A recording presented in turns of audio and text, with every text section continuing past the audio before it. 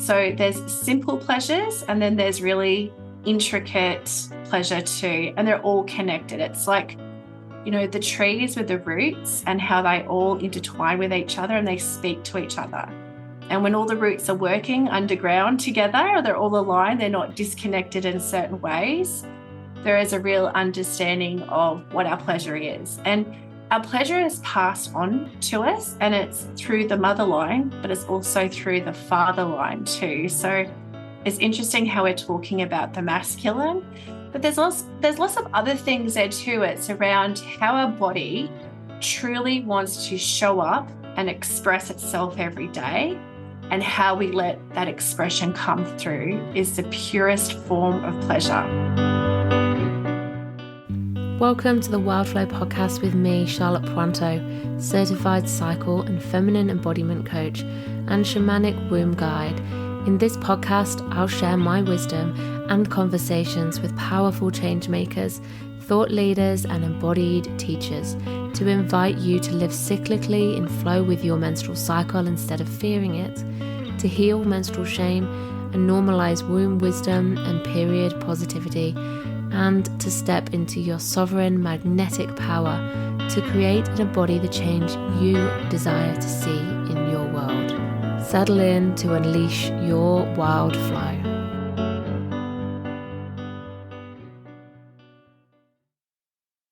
Rowena Hobbins is one of my dear soul sisters. She's also a client. She is a First Moon Circle facilitator.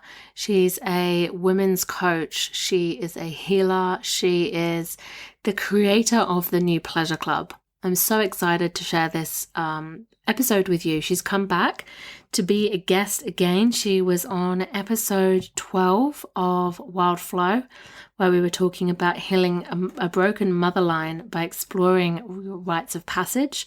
Today, we're talking about all things pleasure. We're talking about what pleasure is, where we have both been in relationship to pleasure, what it has meant to us, what we have learned that it means to us now in our healing journey, in our growth, and what it's awakened in us, what the potentials are, and what you have to move through before you can even start to connect with pleasure.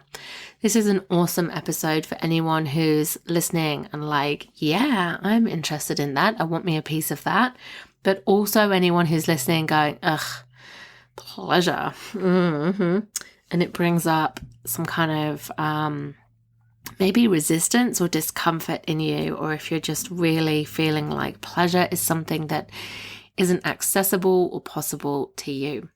This is a beautiful conversation between friends, between space holders, between client and coach, between two women who are just sharing really vulnerably and openly our experiences. And Rowena's really sharing her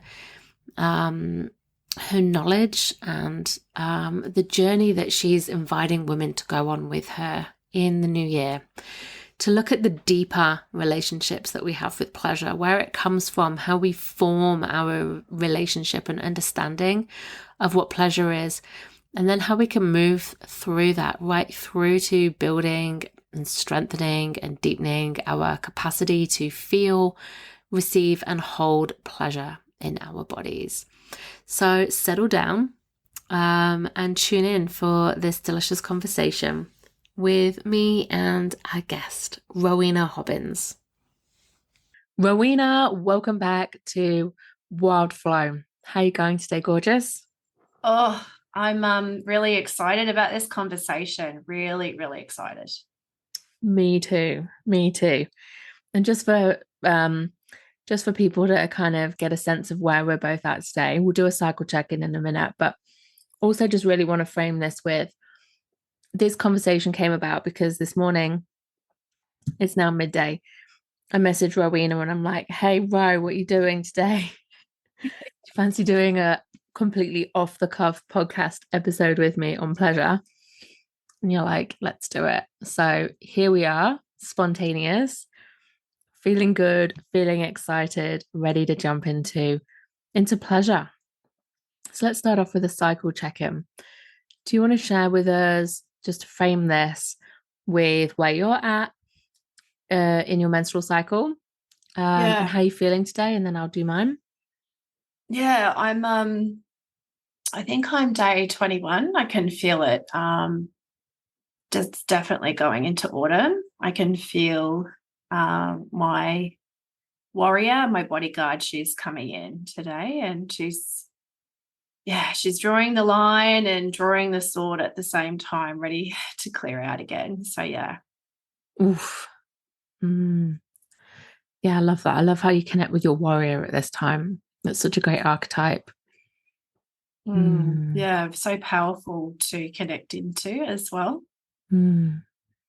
I'm in the opposite then. So I'm day 11 and I'm in spring, but like late spring, like almost Beltane of the year, like that kind of just a little bit, almost where we are in the solar year here in the southern hemisphere, like just coming into summer, and I feel like ah, like it's quite funny. I kind of laugh at myself when I'm in this state because it just feels so light and joyful, and it's almost like the world feels good, and I've just got so much more tolerance for all the bullshit that goes on in life, and just, all the mundane kind of day-to-day stuff. I just have this much bigger capacity both to do it and to not be tired and to do extra stuff like random spontaneous podcasts. And yeah, just to put up with a lot more. So I think we're coming into the more harmonious time in our family, in our household as well. Haha. So everyone gets a better version of me. So yeah, so I'm late spring coming into summer, and you're like deep autumn. I think I'm just on the cusp. Mm-hmm. But I did a breathwork journey on the weekend, Mm-hmm. and I think it's brought my autumn forward in some ways too. So, which has been really interesting for me as well. Mm-hmm. Yeah. Yeah, that must have been big. Yeah, it was huge. I just feel like breath work, for anyone who hasn't done it, there's all different types of breath work. I did the circular breathing, and it really just helped me to define the patterns that I use to create space in myself. And it's funny how you talk about your spring, Charlotte. Not funny, but kind of funny, haha, funny. Where you're laughing and you've got all the energy. And as I think I'm getting older, my spring is changing in ways too. So I think, yeah, I feel like seasons for me inside are changing, but the process is still the same. The way that we are birthed is still like it's coming still, even in my breathwork journey, that real forceful push at the end was the last part of my breathwork journey. And yeah, it was really interesting to see how that's brought me here to the autumn today, of just creating space and doing it with veracity and being able to speak my truth out into the world. So I'm feeling quite powerful, even though I feel like I'm in my autumn as well too. Totally, it's the warrior coming through. Like the fact that you're like, yeah, I can do this with zero notice. Um, and I just feel like a real strength coming across the airwaves from you. It feels like that's why I was like, are you in deep autumn? Because, well, it's interesting, isn't it? Everyone experiences these things differently, but my first part of autumn is usually a bit kind of like I have a real wobbly moment. The first half is kind of like it's like an extended summer, and then I kind of start to drop a bit, and then like a good few days into my autumn, I have this sudden clunk and a drop, and I get really, really wobbly. But then when the wobble passes, I get like this real strength that I feel like you're in right now, and then after those like the strong days, I get the like transition into my winter phase, which is again, it can be a little bit wobbly. But I do have this patch of time where I'm like strong and like, don't fuck with me. I feel like that's where you're at today. Yeah, I totally feel that too. And it's it's so funny you talk about that wobble, because that's what happened in that journey this weekend with the breath work, because I definitely had that wobble. To the point, like I know we talk about the nervous system and being regulated and being dysregulated. I felt very dysregulated in breath work, and people do breath work to feel regulated. That wasn't my experience. It actually took me to a place of feeling dysregulated. And I'm so glad I have the cycle knowledge, because I think anyone who may have experienced that and were in their spring may have had a very different experience. They probably wouldn't have had that forced wobble on them, to the point I actually felt like getting up and running and leaving the room. So I know that was my wobble, and it was the way that my hormones have changed. Like, I understand all the biology part of it too, but on a spiritual level, I think it's just nice to give myself forgiveness over the wobble as well too, and create the space around wobbles. And wobbles are okay to have too. Even though I know the strength is coming, it's like stepping into the strong place can be hard. It can be, you have to cut away the dead wood. You have to put people in their place when you haven't done it so much in the earlier parts of your cycle. So I definitely feel like even being away from my family was very indulgent on the weekend too. But it's just all those parts of you that knows that it's for the greater benefit of everybody as well too. So creating that space for me was definitely needed to have a deeper insight around who I am, and those parts that I haven't really accepted, the shadowy parts of myself too, were coming up. And that's what always comes up in autumn too. So for anyone who does do a breathwork journey and they're in their autumn, like, just be really gentle to yourself, because it really does show you a lot about yourself you probably haven't been aware of, and it feels like a mirror shoved in your face. So yeah, it was really, really eye-opening, Charlotte, definitely. Yeah, it sounds really big. That's so interesting. I'm really glad you shared like your honest experience of it too, because I know this is something you've really wanted to do for ages. And so to be able to go like, I did it, it was massive. I didn't have the experience I thought I was going to have, actually made me feel dysregulated instead of regulated, and brought up so much shadow in that wobbly time for you. I appreciate your honesty with that. And I just think that, isn't that interesting? Like, who was the teacher? Was it like gender wise, male, female? There was two space holders, both male and female, but I had male partners around me, which I've been drawn to a lot this year, having people that are men helping me, which is so like logical when I think about it, when I'm creating the pleasure club and redefining what pleasure looks like to me as well too. So actively seeking out men to help me with healing. So that's been a really interesting part of the journey as well too. So yeah.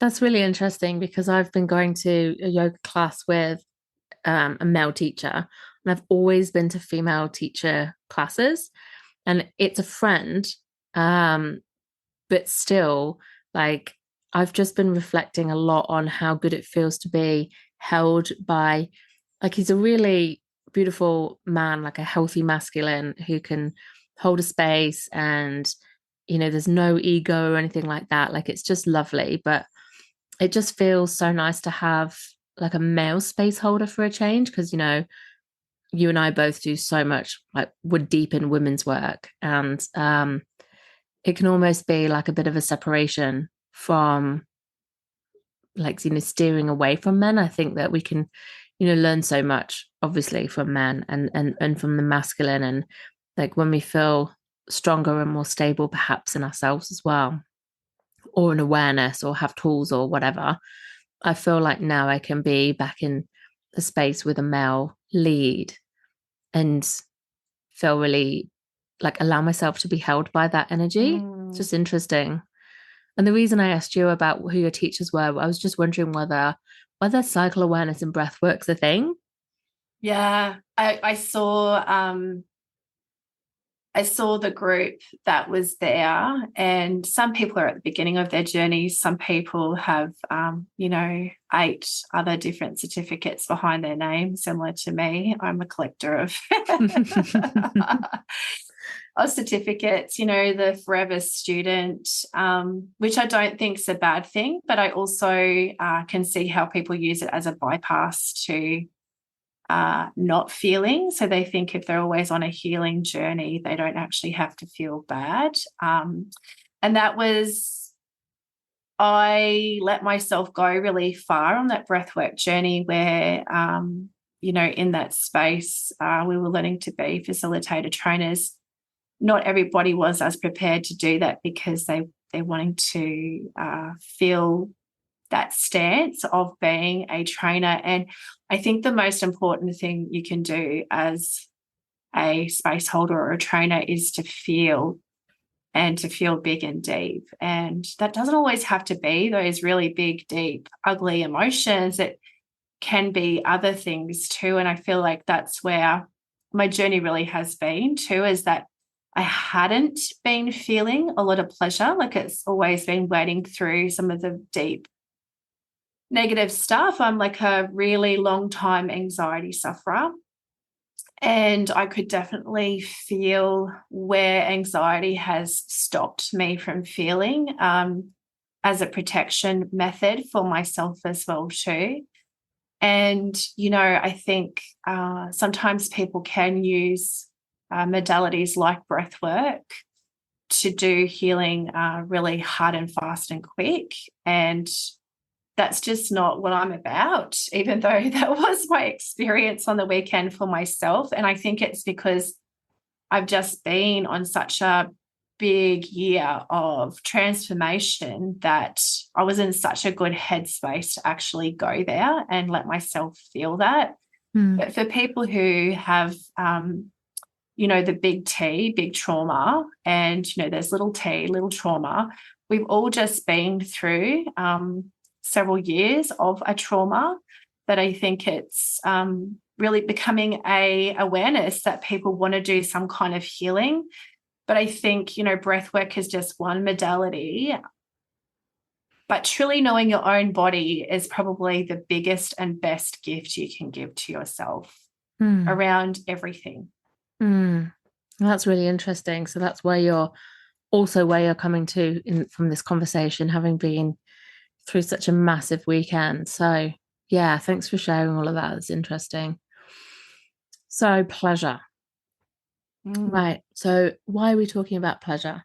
Right. So Rowena, everybody, is and you say you've been through a big year, like you've been, doing healing work for yourself, and for other people, but for like years. This has not just been your start into it this year, although it's taken a different turn for you. And like you say, like I know you pretty well, like we've been connected, sisters for, working together in spaces together for a few years, I feel like. I think it's a few years now. Yeah, it is a few years. So, I think it's really interesting what you were just saying there about, having to wade through some of the deeper, heavier shit before you can come to this place of pleasure. So let's just start and like this whole conversation off with like, what's pleasure to you and why? Yeah, let's go there. What's pleasure? What's pleasure? Oh, I think it's so nuanced because it's a term where it awakens different parts of our body when we say the word pleasure. Like for me in particular, like when I think of pleasure, I straight away feel like my sexual organs just start to like do a little dance, but it's not always the case, right? Like there's pleasure. Pleasure can be through food, it can be through sex, it can be through having a friendship that just lights you up. It can be looking forward to an event. All of these different things are pleasure. So it's really hard to define and put in a box. But I know the one thing that really does come to mind with pleasure is that it is an experience that is different for every human. It's similar in some ways and different in others. And I guess too, like our value systems that we are given as children and how we grow up can create how we feel pleasure. I mean, I myself have come from a background where grandparents were very religious, and we were told no sex before marriage and, be a good girl and all the rest of it too. So for me, sexual pleasure was something that I felt I really fumbled through to start with as well too. And I guess too, it's the way that we experience our gateway into from our teenage years to our early adulthood years that we really start to understand what feels good. And it's probably not until this year that I really had an awakening around pleasure. And it's through doing so much beautiful work with you, Charlotte. We've had just a really great year of adventure together. And I'm just so grateful for you and your space holding. And just really understanding my body better. And also, I think too, we can't feel pleasure if we're in a space of scarcity. And what I mean by that is if you're in survival mode, you can't access many feelings. And pleasure is definitely not one of them. It's like Maslow's hierarchy of needs. And, we have that idea of we need our physical space to be safe. And then we need all those other things like food, air, not worrying about money. All of those things really interrupt our patterns of pleasure. So there's simple pleasures, and then there's really intricate pleasure too. And they're all connected. It's like, the trees with the roots and how they all intertwine with each other and they speak to each other. And when all the roots are working underground together, or they're all aligned, they're not disconnected in certain ways, there is a real understanding of what our pleasure is. And our pleasure is passed on to us, and it's through the mother line, but it's also through the father line too. So it's interesting how we're talking about the masculine, but there's lots of other things there too. It's around how our body truly wants to show up and express itself every day, and how we let that expression come through is the purest form of pleasure. And if you think about being a child under the age of 6, where you see brains aren't formed with all of those other little things like value systems and morals, you can see how pleasure can be felt at such a basic level. But like I said, if we are in that true fight, flight, or freeze pattern, that rush to do everything, it is very, very hard to receive and also create pleasure in our body. Oh, now that's an answer. That was also an answer. Like, yes. Love that. I love how you separated there, like simple pleasures and like more intricate pleasures, and sexual pleasure with like what I think of as more like sensual pleasures. And I think, like I really hear you as well. Like for me, pleasure, I remember the first time I was ever asked by like a space holder to connect with pleasure, and I like almost kind of was like, ooh, because my brain instantly went to sex. And I was like postpartum, like really small third child, like not really having sex because I was still like, fully knackered, milk soaked, just kind of like, in like deep in the trenches. And I was like, oh, I'm going to talk about sex. I just remember having this like visceral embodied reaction and just thinking like, oh, and it was so interesting. And, like even that in itself, you go, oh, you have the awareness of how you're responding.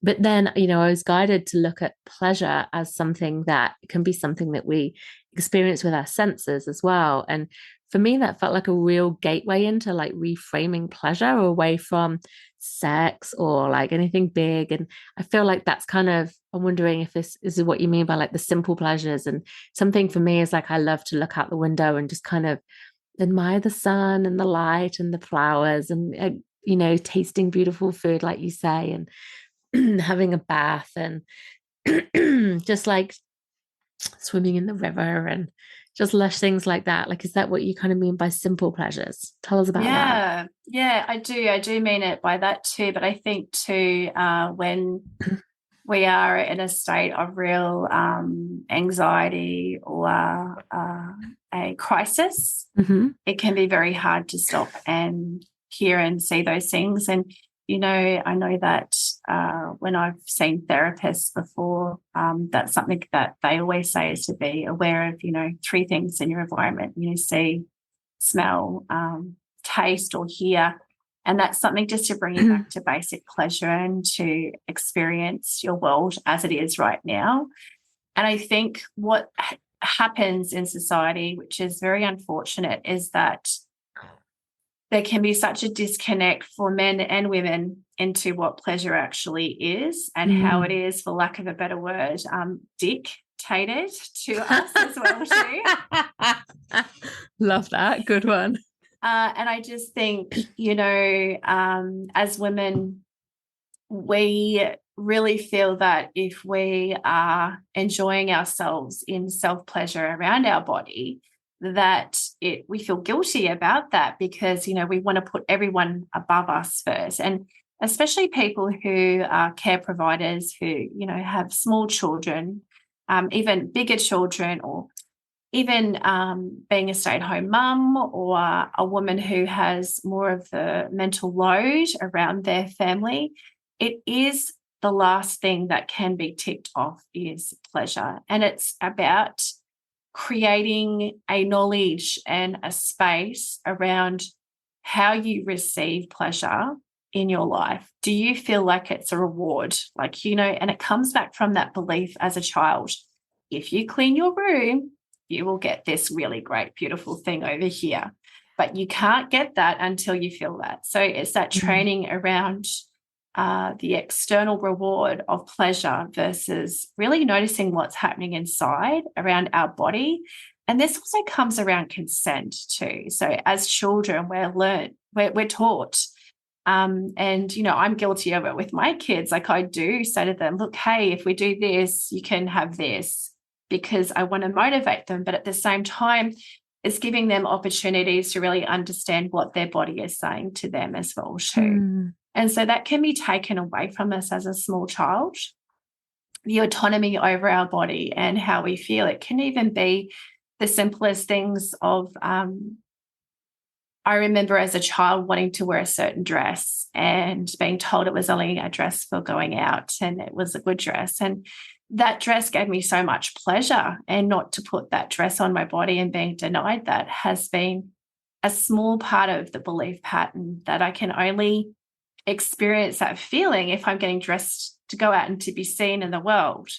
So there's a lot of belief patterns that sit within us as women and also as men, because men carry this pattern of only being, not for every man, but for men who find it hard to attach into the female feelings and emotions and to have an emotional space that they can sit in and be held safely, is the only way that they can connect is through physical pleasure, through sex or self-gratification. So when they come to us with those needs to say, I want to connect with you in this way, we think as women, hey, this is something that I'm doing for them to make them pleased. You know, like that pattern I talk about as a child, like we're pleasing other people. As girls, we're taught to be people pleasers as well too.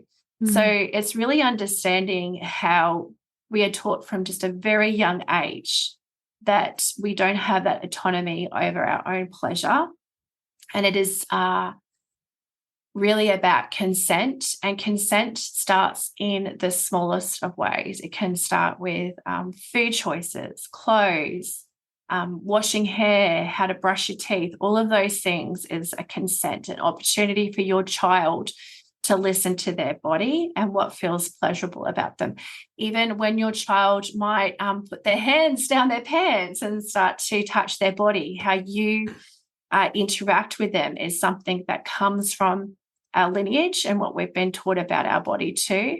So it's breaking so many things down, and it's so relevant to how we as women become mothers, and we have to hold space for so many things and for this real care of duty around our children that we see as a good mother. It is really praised if we do everything for everybody else, and if we get left to the very end of feeling pleasure, like doing things for ourselves, like going away and being away from our family for several weeks, or going out with the girls one night, or doing all these things that give us pleasure, if we deny ourselves that, it is put on the pedestal more than if we actually are given an opportunity to sit in who we really are and in our own pleasure as well too. And that goes for, I know there's a really high profile radio host here where I live on the Gold Coast, and she's a working mum. She's also a single mum, and she works extremely hard. She does all this really great stuff, but people always ask her, where are your kids? Like, why aren't you with your kids right now? And so even as women, when we really fulfill what we want to do in this life, which creates this immense amount of pleasure around us, we still hold this guilt over not putting other people's pleasure before our own. And we have to do that to access our own pleasure. We actually have to create space for our own pleasure so that we can be these humans that don't walk around feeling like a shell, like there's something hollow inside of us, and creates that whole feeling of scarcity inside of us. And at the end of the day, it teaches our girls to do the exact same thing. And it teaches our boys exactly again that women are there to provide all the emotional needs, and that they don't have to actually step up and take responsibility over that as well too. I want to interrupt this episode with an invitation for you to come and download your free gift, 12 magical rituals to nourish your menstrual cycle.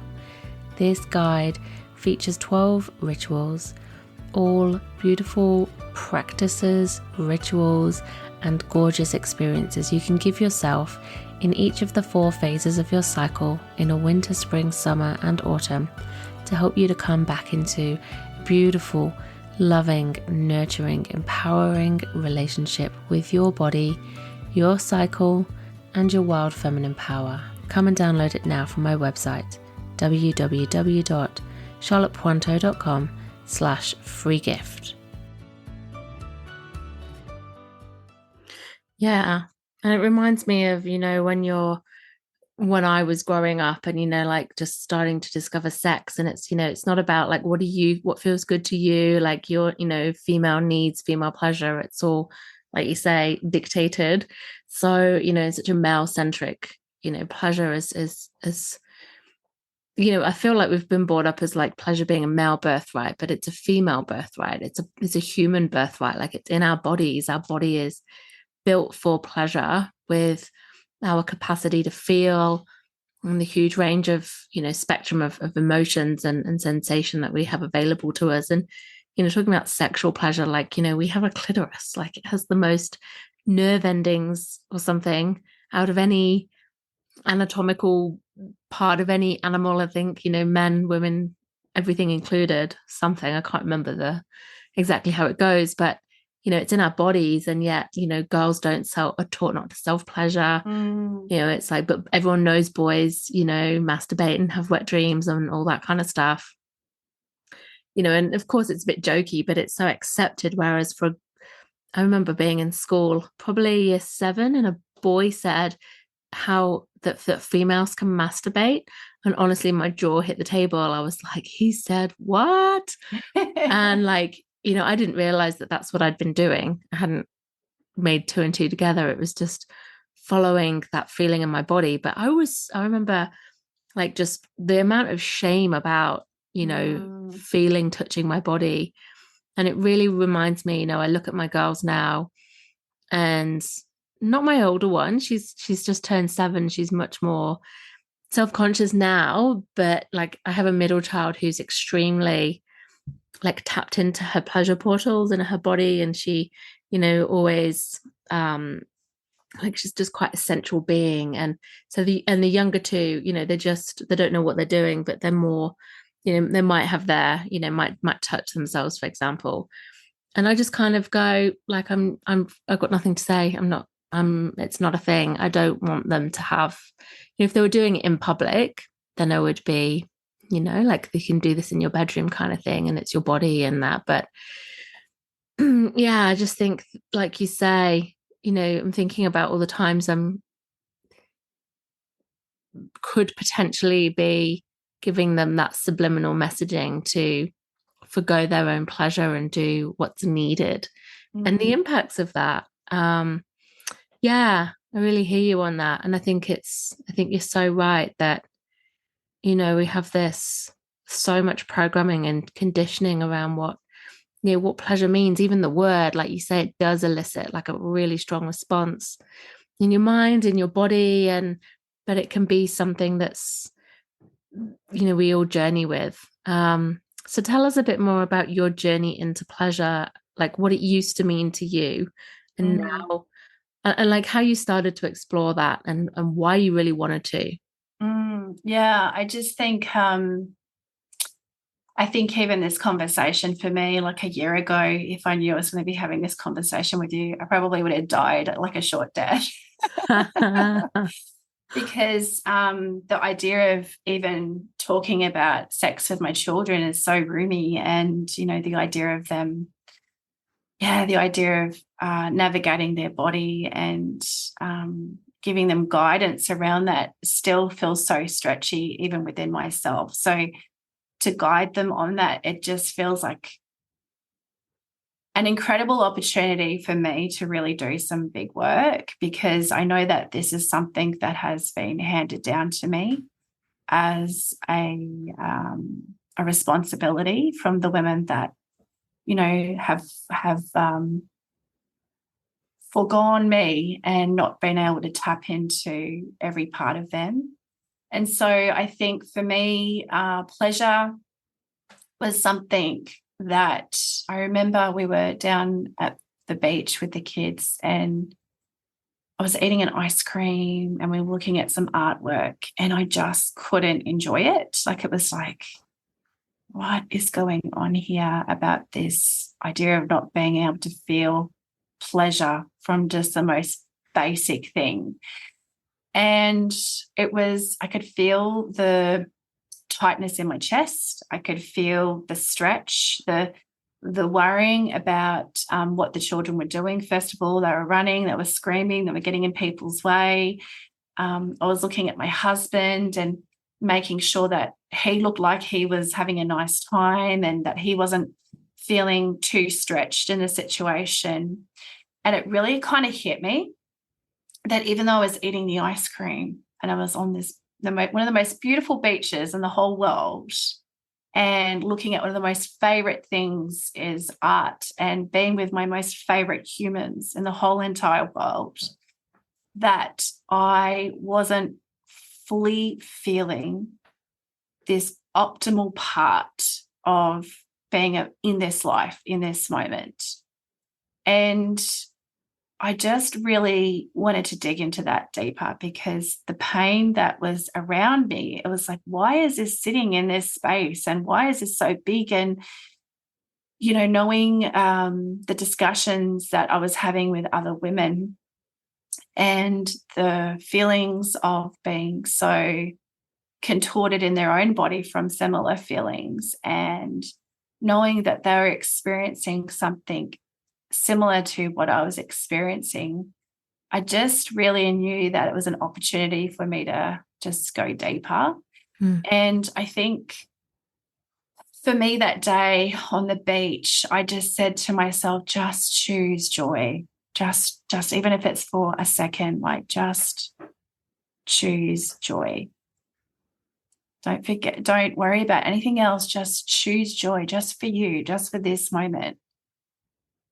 And it was in that realization of journeying back into the younger versions of myself,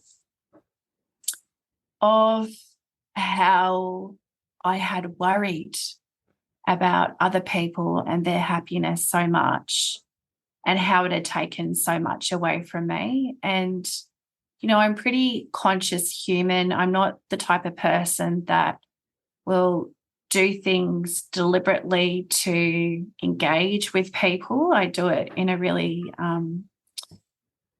conscious way. And I think that's come through going through my 20s and 30s, as being in my 20s a very big people pleaser. And then in my 30s, having children really changed that, because they were my whole world, having young children.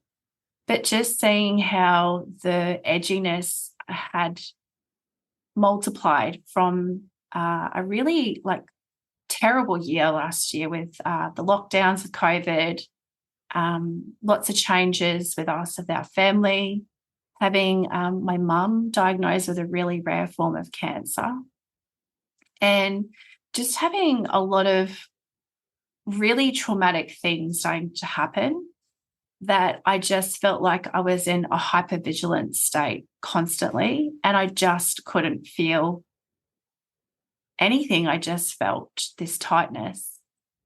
And so doing a lot of work internally, lots of journaling, lots of coaching support with Charlotte, even exercising. I could see there was a real resistance even when I went to exercise, because I didn't want to feel that stretch and that pain, walking through that too, clearing that out.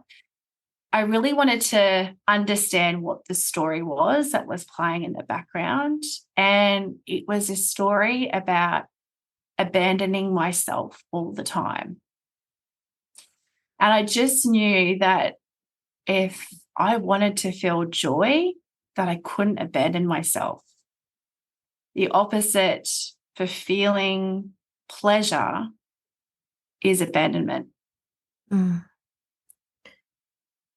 Yeah. So I think it was this opportunity to really understand a lot more. And I have a psych background as well too. So I've done lots and lots of research around pleasure, especially in the last couple of months. I had a really great guest on my own podcast who her name's Alicia, and she's bisexual.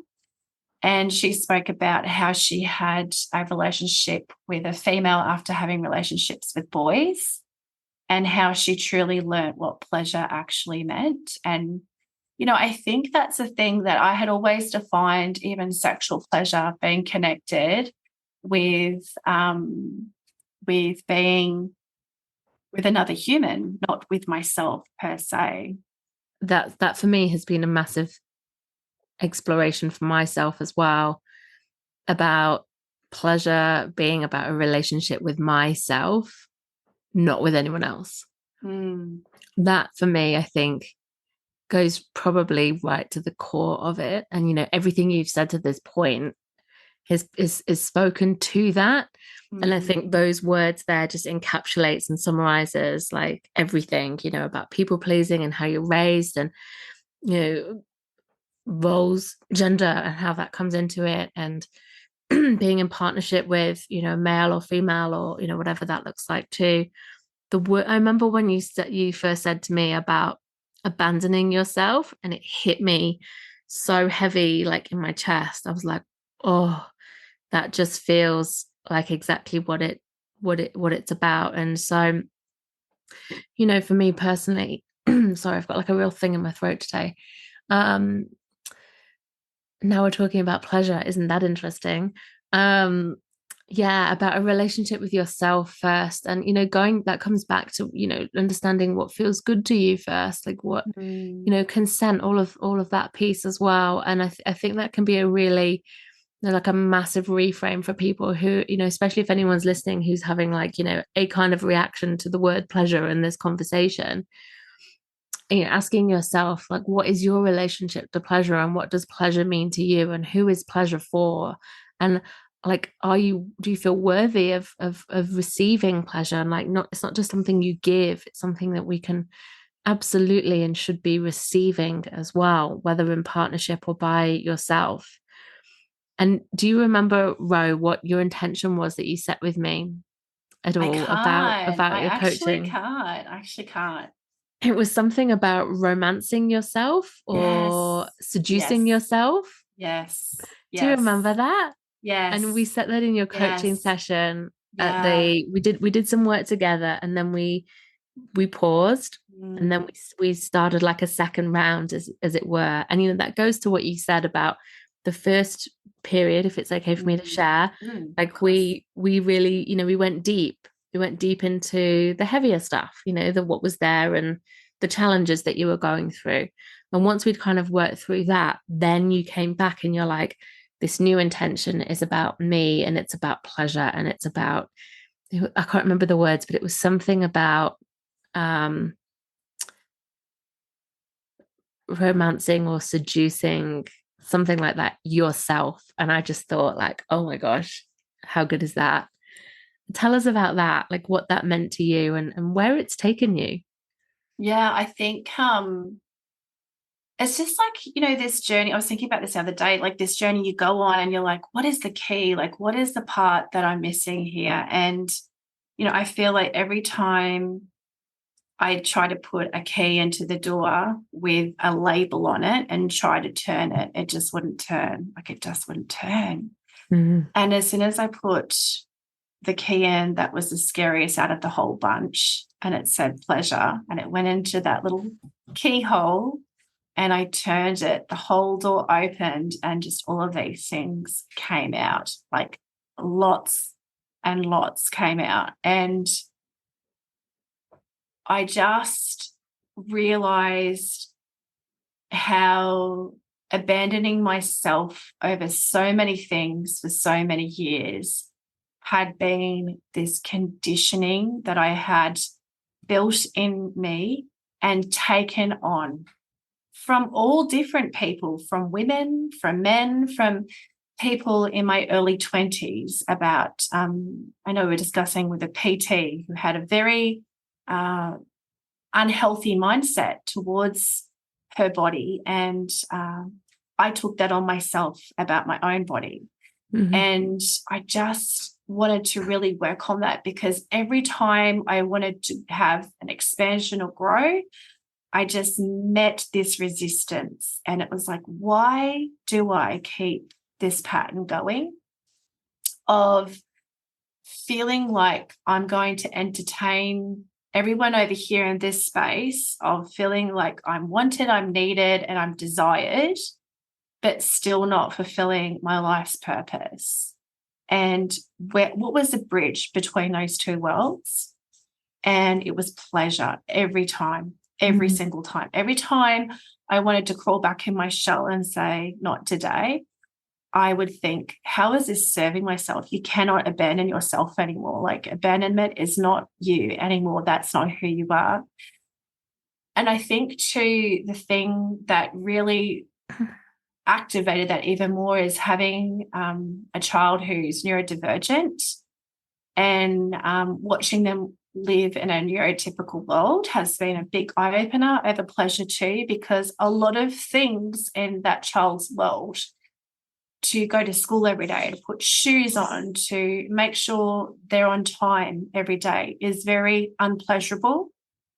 And I can see with people how even workplaces might not be pleasurable, or having family members that they entertain in their home and it's not pleasurable.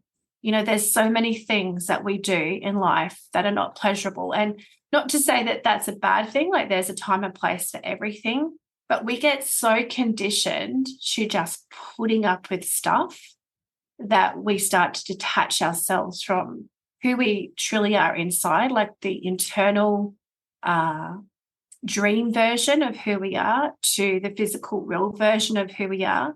And then we have like this soulful higher vision, and we can't have all three connected unless we experience pleasure and Mm-hmm. pain with all of them. Like, we have to have the yin and the yang. It's both.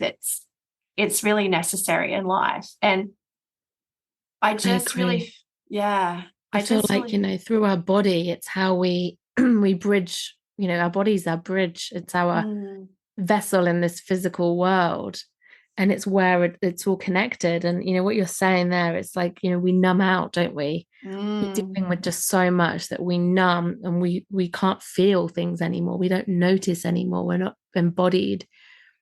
I think that's been a big part of it for me too, is the embodiment piece. And I know that, we've done work on that too, and you're doing all kinds of work on that.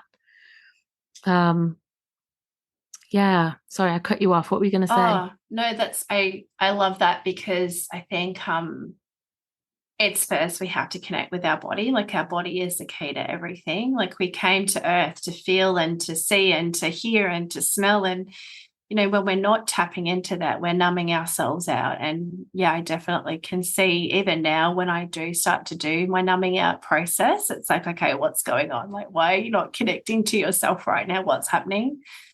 So I think, the first part is really understanding our body and, moving it and looking after it is a huge part of that. And I think that's the part that we abandon first as mothers, as we, especially when we birth. It's so, it's just, for me in particular, it was very traumatic. And I think there's so many changes that happens with our body, that it's this acceptance over our body and what it looks like, and being in touch with it and connecting with it can feel really hard after we've had children and walked through our mother's rites of passage. If we haven't been held properly, then our body doesn't feel held as well too. So I think it's really important to do the connection with body and to do the clearing first, so that our body can move. Because, if we're in a mindset, particularly of scarcity, or in that flight, fight, or freeze, stressful life of living in numbness, and we're not in touch with our feelings. Like, and I love that you touched your fingers when you said that, because it's so true. We don't even feel pain in our body. If we've got an injury, we can ignore that, and that's our body saying, hey, we really want you to pay attention right now. And then it's really important to know that the body is a foundation for everything, which is so important, especially with cycle awareness. Like, if you hate your cycle, which I've had people say to me, like, I just don't like my cycle, I don't like my bleed. That's a really good place to listen to how your relationship is with your body, and why this work is so important too. But then it's really important, again, like, once we've got our body and it's moving and it's giving us space, like, every time you do something good for your body, it's going to reward you with the energy, so that you can create space to feel pleasure, but to also tap into other things that you have let go. So it might be cleaning out that cupboard that you don't want to clean out, and then it gives you freedom by having an organized cupboard. It might be going through your wardrobe and checking all the clothes that you really physically hate and that don't show you any joy or pleasure, and moving them on out, so that your body can still be an extension of your energy. And then when we've got that real in touch feel with our body, then we can start to explore relationships and how they been coded with pleasure. Is it that you're giving all the time and people are taking from you? Because when we're in this state of being the people pleaser, we can feel in our spring and our summer, not more so in our spring, that we have all the time for everybody and we can do whatever everybody else needs. But then when we get to the autumn, the bodyguard comes in. The bodyguard comes in and she starts to, slowly remove the sheath from her sword to say, this is enough, like, this is enough. And it's really important, especially we're coming into holiday period now, that we look at the relationships and how we spend Christmas Day. Like, are you in a tradition with people just because of tradition? And how you spend relationships and energy with other people is a huge source of pleasure. So it's really about understanding those relationships. And when we can have a really good grasp on relationships, then we're able to go, like Maslow's hierarchy, into more self-actualization. Like, why am I really here? what's my purpose in life? Like, what do I really want to do? Because that is the greatest pleasure of all. Like it may be because you're here to bring these beautiful children into the next legacy, because I always see my children as my legacy. It may be, like I know I always say to Charlotte, your legacy is so big, and I love that. You're so inspirational to me, what you bring, Charlotte, your legacy. I know that it brings you pleasure to create the space that you have for women so that they can have a healthy experience with cycle work and cycle sorcery and their expansion. And when we're able to truly feel into our own self-actualization and understand more, we can plan better for the future. We're not so scared. We can listen to the money stories that show up every day and make us fearful and not able to feel pleasure 24/7. And not to say that life isn't going to be shit, because it is shit and it can be really great. It's like a bubble, like there's this beautiful bubble and then it pops. Like it's always a way. That pain is always part of life. But if we're going to feel the pain, we also have to know that there is always pleasure in some part of it.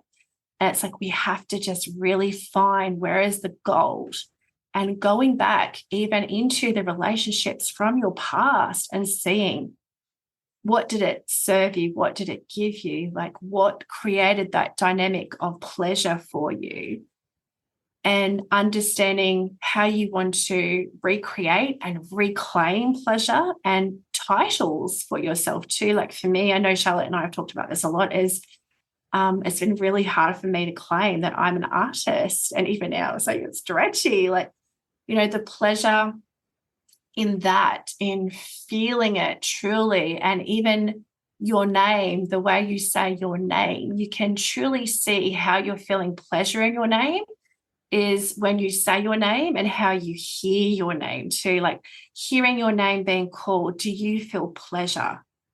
And that's what, we all want to leave this earth knowing that, it's about how we love and how we are loved, because that essentially is pleasure, like that pleasurable moment at the end of the day is feeling so aligned with unconditional love that we know we can always come back to joy, even when we don't feel joyous. It's this conscious space of creation. Beautiful. That's gorgeous. I love that very much. I was just thinking as you were talking as well about how, you can't have pleasure you can't feel pleasure without being able to feel the pain. And like how you can't have light without dark. Like you need to be able to welcome the whole spectrum of feeling and awareness in order to cultivate your capacity to feel pleasure and to hold the pleasure as well, like in your body. And I think you can feel, like you think you're talking about it as like, the Maslow's hierarchy of needs. And I think that's the triangle that, we all kind of learn. And something that I've learned as well is like, it's like a spiral. So, we have like this spiral sort of way of, if healing is like a, it's not a line, is it? Like you can go forwards and backwards, up and down, and how you can meet something again on your healing journey as you encounter it again. But as you go, if the lower part of the spiral is kind of like, in the underworld almost, so like under in the darker layers, the denser layers, as you, make space and bring healing and safety, like you can't even think about accessing pleasure until you've moved up this spiral like a corkscrew, and you've got safety in yourself to even begin to open to receive and feel and hold pleasure. And with that comes, you need to have that, cultivate that capacity to feel before you can welcome it and move it and move it through your body and hold it and then express it out into the world. And I just love the way that you really, really talk to that as something that's just so important. And all the different ways, like the different pleasure portals that are available to us. Like, our body is the way that we can hold it and feel it and certainly experience it. But all those different ways, like the big ones, the small ones, like, hearing your name and finding your life purpose, like definitely there's so many different ways of experiencing pleasure. And I love how you've really broadened that from it's not just like, eating delicious food or even sexual pleasure. Like there's such a big, um, a big opportunity for us to feel pleasure in so many different ways in our everyday life, even when we feel like we're like deep in the trenches. Mm. So tell us then, you're at this point now of really reframing and re-relating to pleasure. And this is something that you've obviously been studying and journeying through very much. It's an embodied experience for you. It's something that you really lived through. Tell us about the Pleasure Club. Tell us what the Pleasure Club is and how you found yourself at the place of inviting women to come and journey with you and to tap into their own pleasure. Oh yeah, I know that we've talked about the calling of just having a space for women, and I've held group coaching containers before, and I really felt called to do it as more of a soul legacy to start with, and it just never felt right, and it just didn't land the way that I wanted to. It just felt a little bit too like I was detached from it. But I knew it was an important part as well too. And, like I was saying before, like with the idea of pleasure being the right key to turn the door, I knew that it was going to have a visceral reaction with other women hearing the word pleasure. And even having the words the pleasure club, I wanted it deliberately to have that reaction for people. When I heard it, I went, ooh, fuck yeah. It made me feel like, Yeah. ooh, alive. Yeah. And I want that for women. I want them to feel challenged in a safe way, of course, but I wanted people to be able to say, I want some of that. I want to feel my pleasure. I want to know what my pleasure looks like. I want to know how it was created. I want to know how to redefine it and go back and use this opportunity so that this is like a chapter in my legacy book that's called the Pleasure Club for Women. Like I wanted to create this space that just felt so roomy and so stretchy and so exciting, and knowing that this was going to be the year of, like I think the last couple of years for everybody has created this dynamic of shift and change where we feel now we can never go back. We can never go back to things being the way that they were. And I want the Pleasure Club to be like that too, but in a really vulnerable yet safe way.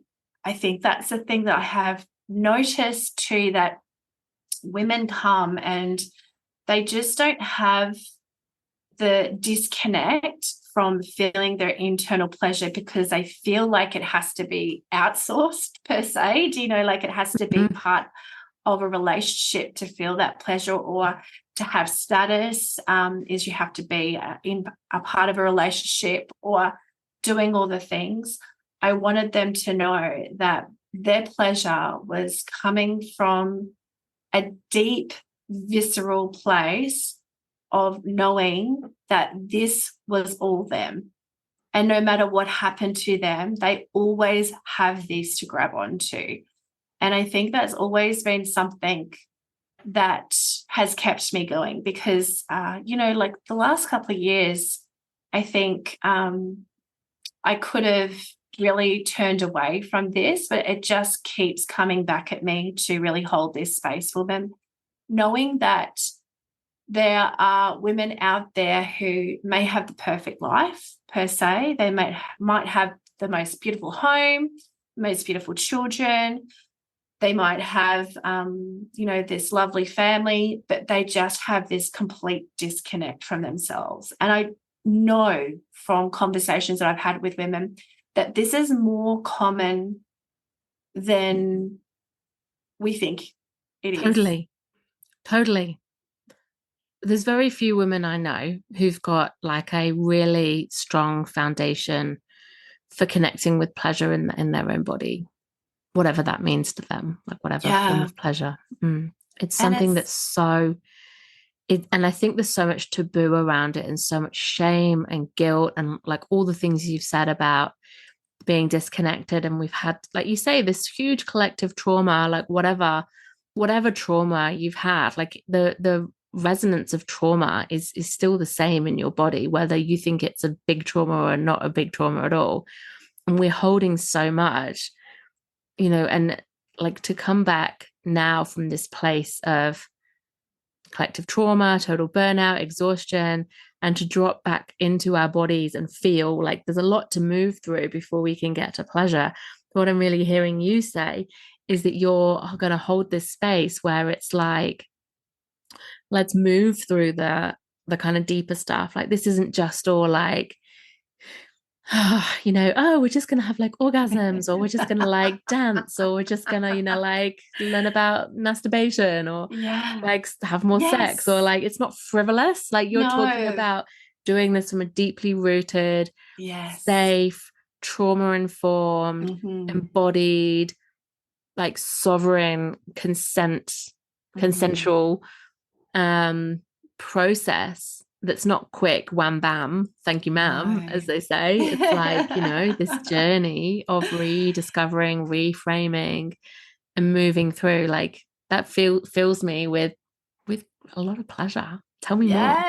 Yeah, it's not a quick fix. It's like this is a fuck yes, basically, to you. It's putting everything into perspective. And, as much as I hold a trauma-informed space, I'm really aware of how women, again, have been dictated their whole life on how to feel pleasure. And I just want to create a dynasty for women where they can own their pleasure. And not only that, like I feel too, a lot of people who come to me for circle, and one of the reasons I started this whole journey was I felt really disconnected from women too. And I don't think we talk about enough how much pleasure it is to have a friendship with another woman that has an intimacy around it, where you can be just totally yourself.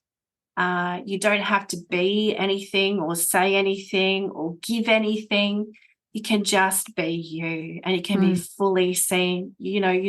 Doesn't matter if you talk too much about something. It doesn't matter if you're really upset, and there's no apologies needed. And I know, Charlotte, like you've definitely been that human for me as well too. And you too. I was thinking just like it gives me so much pleasure to have these that kind of friendship that you're talking about, that real soul sisterhood.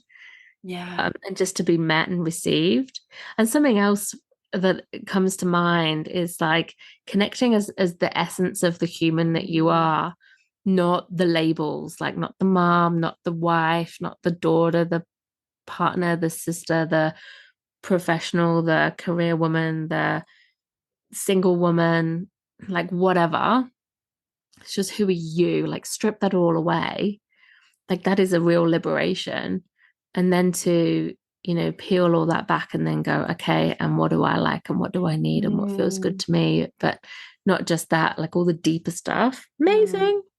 Yeah. So important.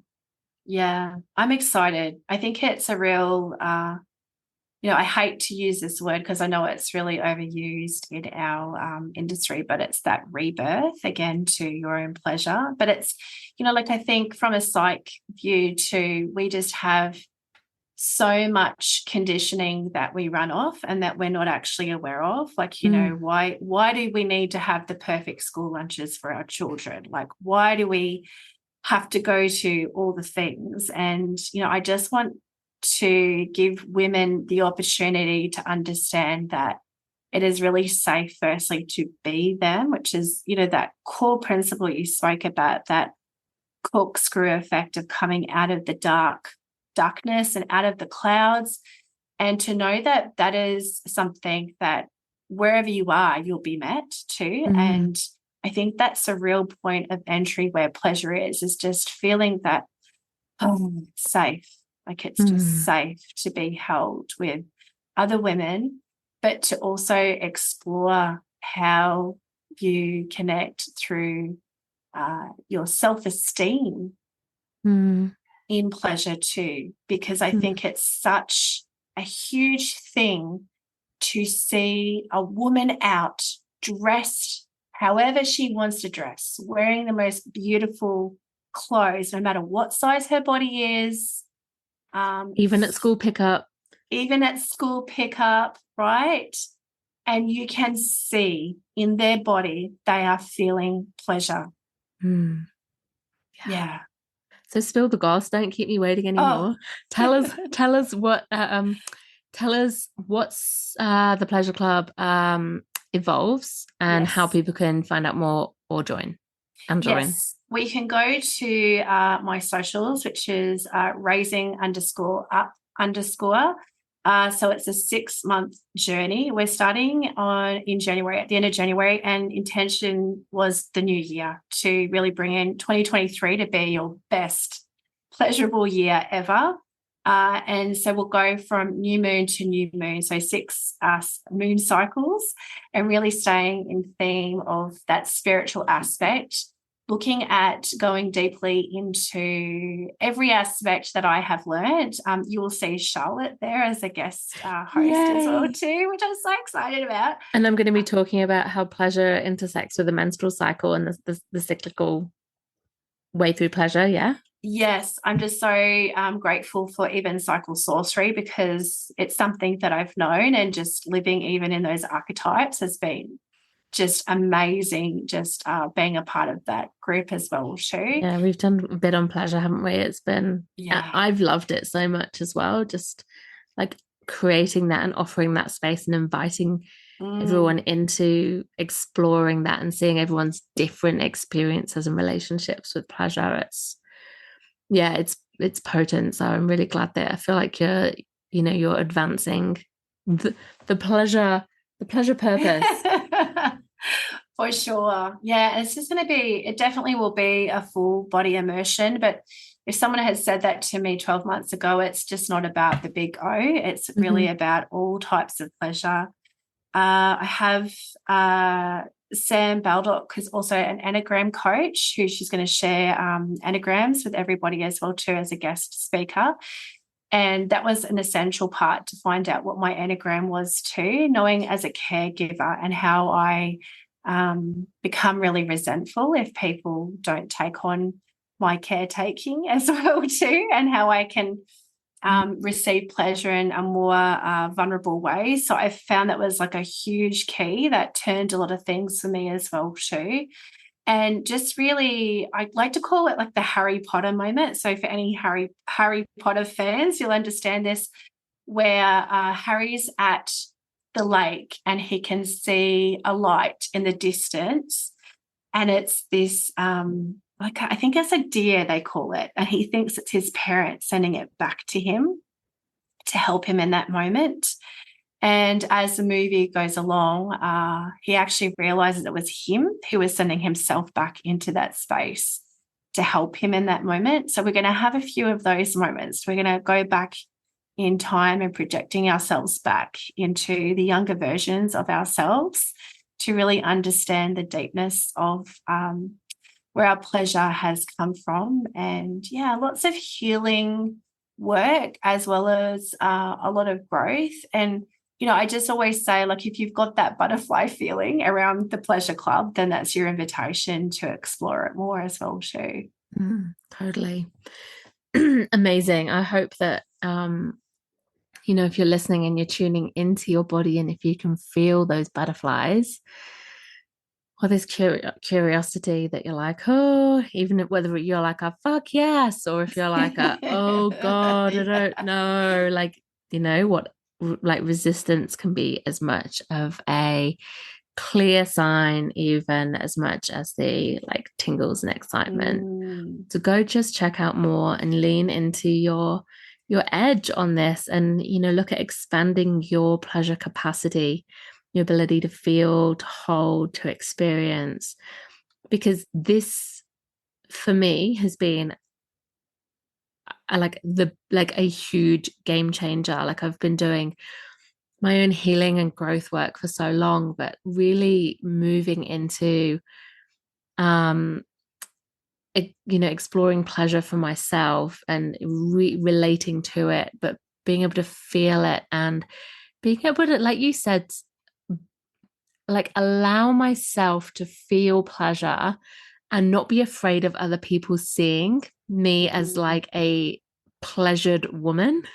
Like I'm not talking about sex. I'm talking about like I feel like I'm a well-pleasured woman in all the ways, because I have moved through so much fear and shame and like deep childhood shame around it as well, about what that means.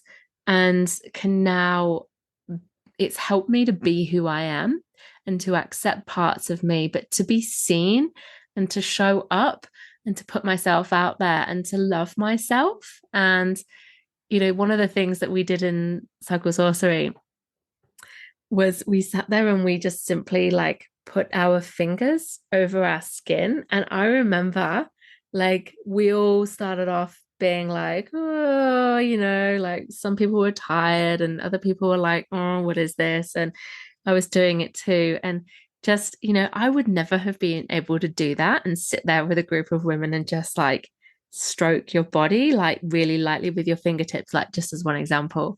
But just practicing, these little pleasure practices, whatever it is, it helps you to create your new normal, doesn't it? Like with anything, it's like instead of being terrifying, these things can become just a normal to you. And then the energy that you can hold and project can be such a transformational thing, whatever you do, whoever you are, about just being who you are and just owning it. That's my take. That's my experience with pleasure. I just wanted to share that, and then the sexual experience of pleasure has kind of followed that as well, like in line with that, and being, but being its own thing too. I just think it's such a massive thing that can get left out of like a personal growth and healing experience and journey that people are on. Like we move through, we talk about all of the heavy stuff, but we have to welcome in this light stuff. It's not fluffy, it's not superfluous, it's not like a nice to have. It should be something that we all have, and it gets as much airtime and space and is valued as much as all the other things. So go check out the Pleasure Club, please. So your Instagram, I'll put this all in the show notes. You've got your podcast too. What's your podcast called? Raising Up the Podcast, which Charlotte's on as well too. I'll put the links to that. And is there anything on your website or newsletter type situation? There is a website link coming very shortly, and should be up by the time this podcast is up as well too. But yeah, I just love, Charlotte, what you just said about, I didn't even realize like all of us were in there touching ourselves in front of each other. I didn't even think about that until then. Like it's just, like I think we think self-care is like the safe word for pleasure, like it's this safe, nice word. I think pleasure is just whatever you need it to be. It's so tailored to you that it's yours to claim. Like it's your consent that's needed to feel pleasure. And we will end it there. Sounds good to me. So much love. Thank you for saying yes to this spontaneous podcast. I think it was just an awesome conversation, and I really feel like you're just going to offer such a really beautiful, important, nourishing, healing, restorative, activating journey for people to come and be with you. So wish you all the best with it. Yeah, thanks, Charlotte. I so appreciate this opportunity. It's been amazing talking to you again. Yay. Thank you so much for listening in. If you're loving this podcast and you'd love to help me spread the wisdom shared, please leave a review or rating, or share this with somebody who you think would love to listen in. I'm really passionate about creating ripples of change and getting this information to more women, girls, and people with a cycle so that they can reclaim their cyclic natures too. And if you'd love to dive in deeper with learning more about how to connect with your cycle and rites of passages, come and join our free Wild Flow Circle community, or choose a course and learn with me on my online learning hub. All the links are in the show notes. And until next time, be well and go with the flow of your cyclic nature.